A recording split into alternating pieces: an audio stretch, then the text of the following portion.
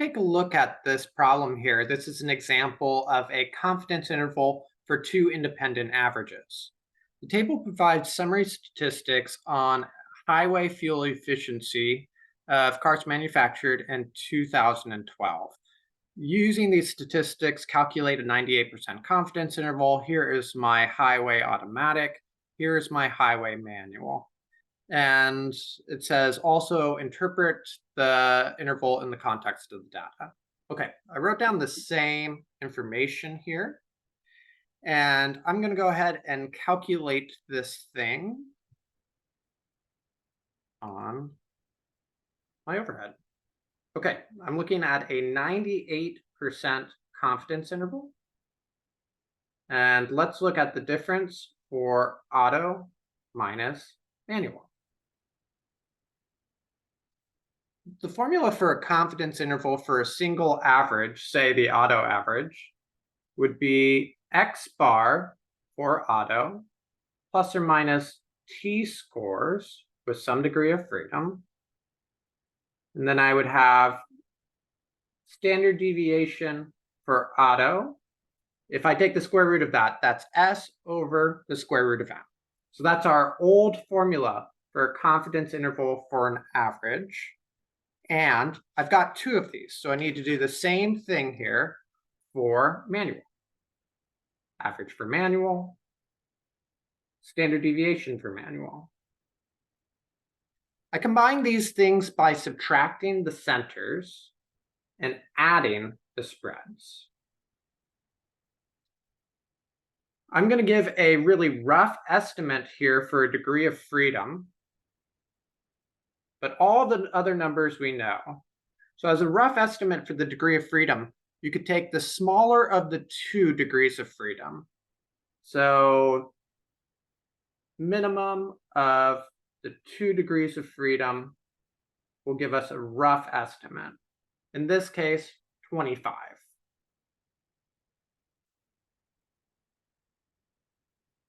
My average for auto is 22.92 minus for manual is 27.88 plus or minus my t-score, my critical value, if I have a degree of freedom of 25, rough estimate. I'll show you how to get something more accurate using technology, but we'll see how close we are. Square root of, I've got my standard deviation of 5.29 squared over 26 samples. My other standard deviation, I have 5.01 squared over 26 samples.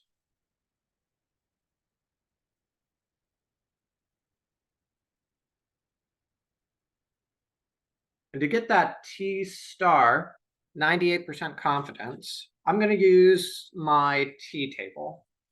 In my T table here, I find my degree of freedom, 25, and my level of confidence, 98, and I see where these things meet. So I go in the 98 column, the 25 row, and that gives me a critical value of 2.485.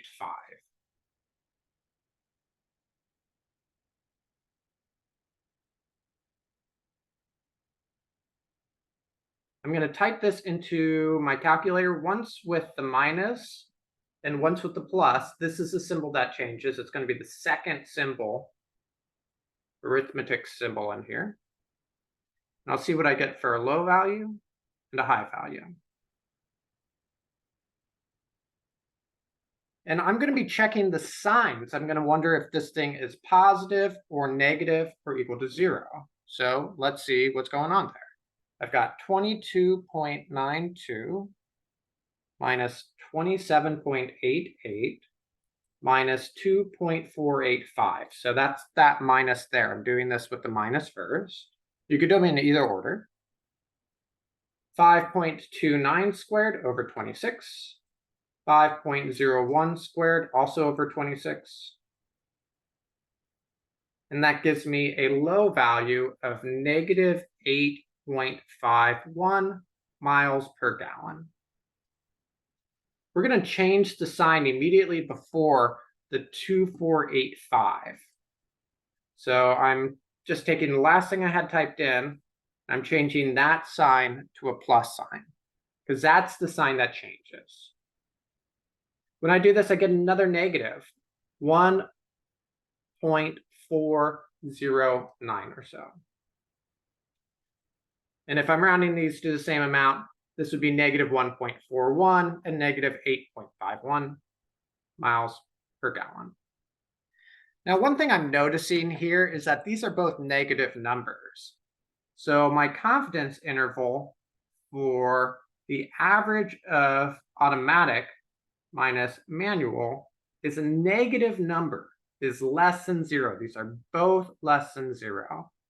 So I can move that symbol to the other side. I can add that over. And this is telling me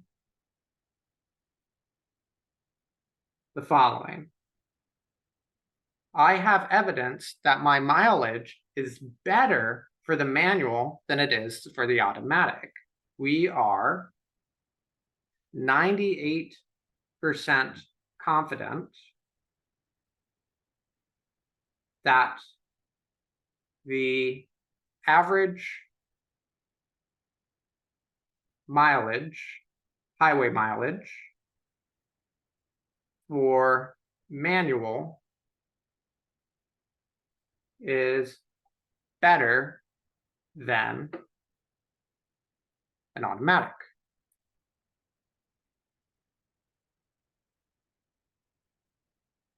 That's what the sign tells me. So just looking at negatives and positives, I have this much.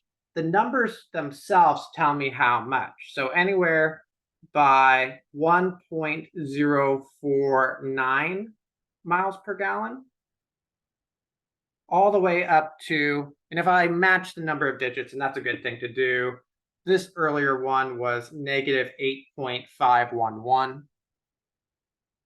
So 8.511 miles per gallon. 1 mile extra gallon per mile per gallon is not a huge game changer, but 8 might be. So there is statistical evidence of a difference here. So I'm going to go in and I want to show you how to double check your work inside of GeoGebra. So give me 1 second. I'm going to pull up GeoGebra. Okay, I'm in geogebra.org/classic. I'm going into the option for probability. And up at the top, there's an option for statistics. And I just want to check to see if I can get a more accurate interval. I already have some nice analysis. I have this big result of automatic less than manual.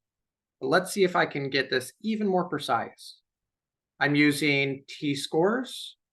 I'm looking at not a test, but a confidence interval, which is an estimate.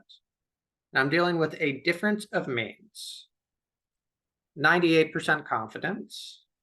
Pooling assumes that the standard deviations are the same. I don't want to make that assumption.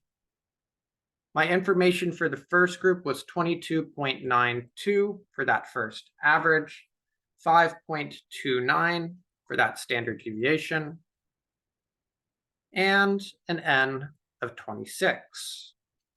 For the second group, it had an average of 27.88, a standard deviation of 5.01, and a sample size of 26.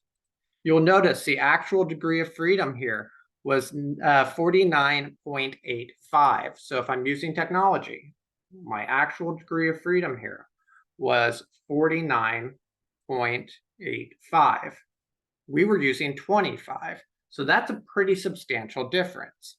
That said, my lower limit here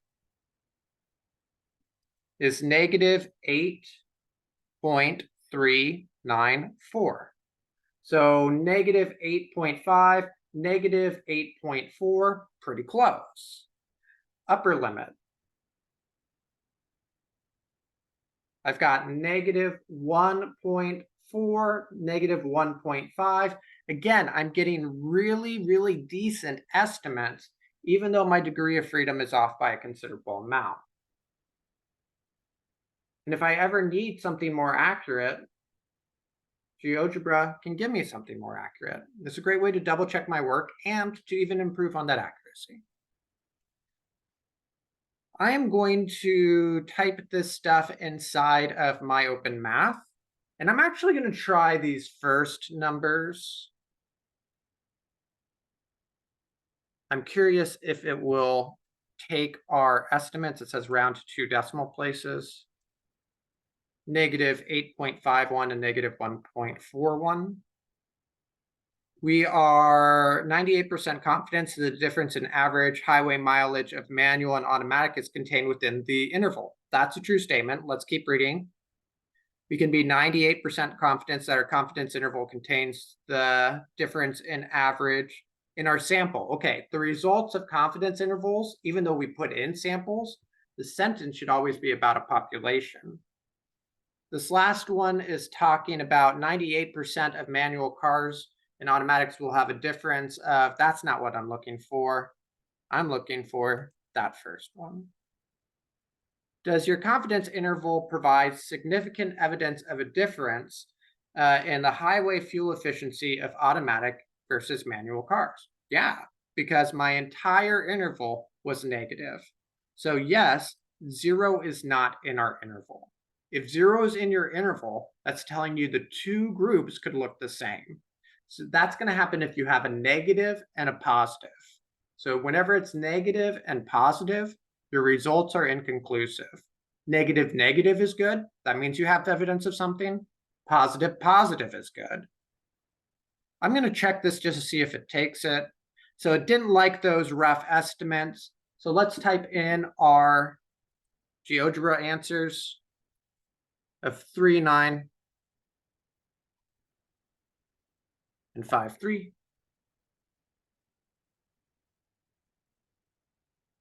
Oops, 3, 9. That's what happens when you type too fast. Okay. There we go.